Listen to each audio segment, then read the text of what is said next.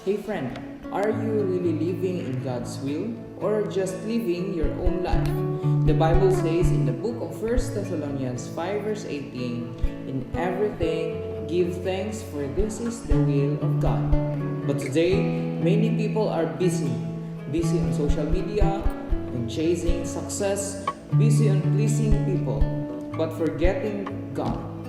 The Apostle Paul didn't live like that, my friend. Even in prison, he still reached people, he still encouraged others, and he never stopped serving God. And here's the truth today, my friend. You don't need a platform to serve God. You don't need money to make an impact. You just need a willing heart. But there's a warning. Just like Demas in the Bible, he left because he loved the world. One chose God and one chose the world. Now the question is, which one are you? In a world full of distractions, my friend, we should stand firm, stand faithful, and choose God daily. Because at the end of the day, you cannot serve both God and the world. Choose today to stand in all the will of God. God bless, my friend.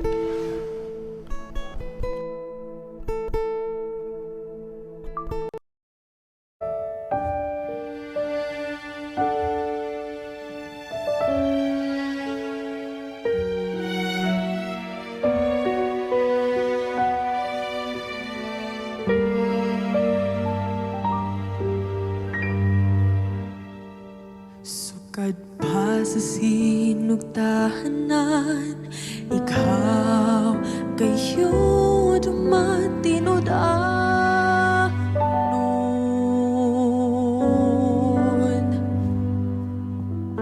Sa panahon nga kami mo sambit sa ngalan mo, dunggon mo mga paghangyo ko, sumala sa mga saad mo.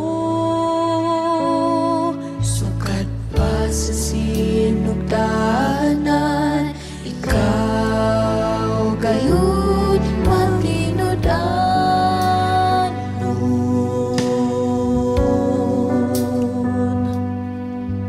Sa panahon nga kami mo sangpit sa ngalan mo, dungon mo mga paghangyo ko, sumala sa mga saad mo.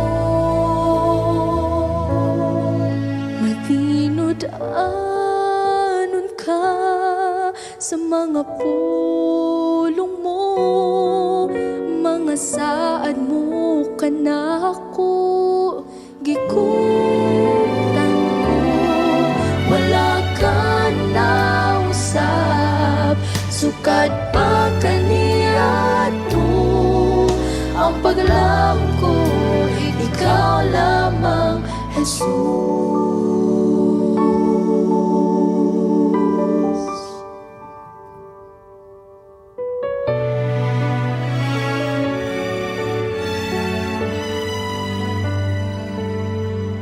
Sukat pa sa sinugtahanan, ikaw kayo'y matinud-anon.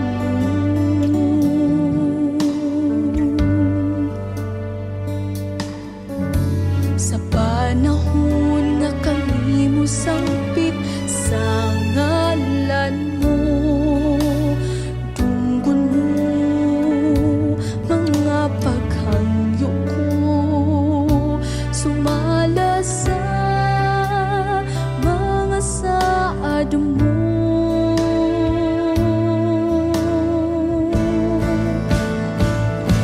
Matinud-anon ka sa mga pulong mo, mga saad mo kanako gikutan ko. Wala ka na usab, sukat pa kaniadto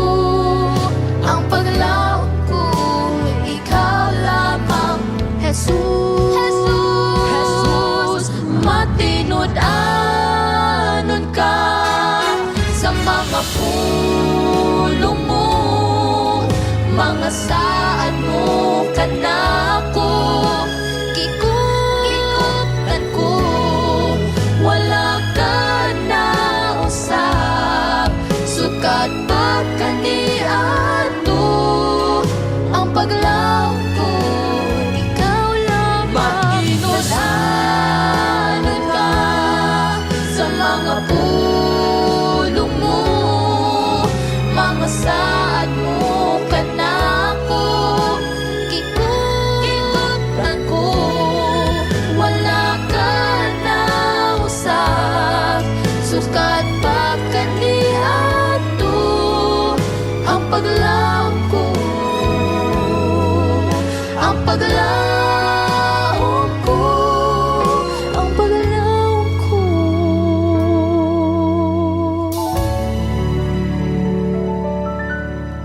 Ikaw lamang, Jesus.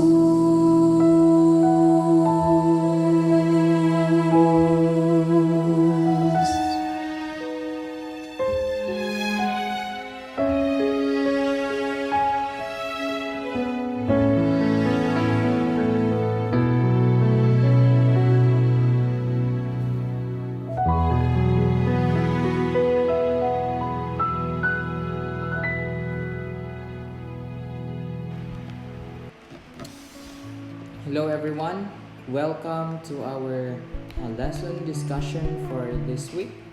The title of our lesson for this week is Standing in All the Will of God.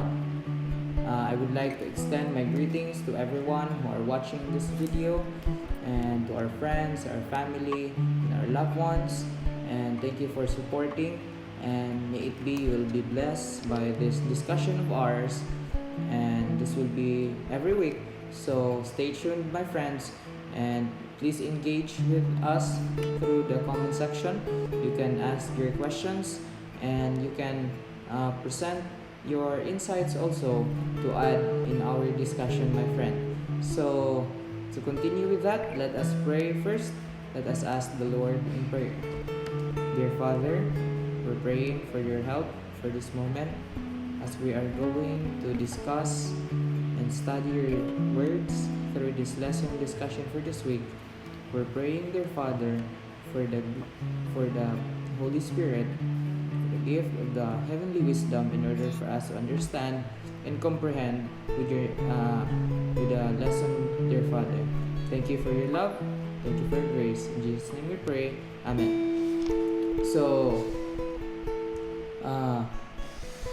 today, my friend, we are going to talk about a very important topic, which is standing in all the will of God. Our verse, my friend, for this week is found in 1 Thessalonians chapter 5 verse 18. Actually, I have notes here, and I've memorized this verse.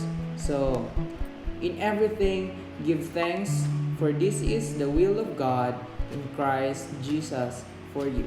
So my friend, this tells us something very powerful. First, God has a will for your life. Second, and it is not just for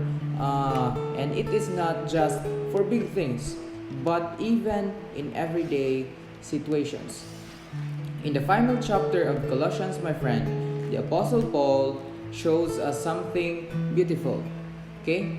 So, here, it is not just a teachings, but real people working together, helping each other to grow in faith. So today, my friend, we will learn 3 simple but powerful lessons.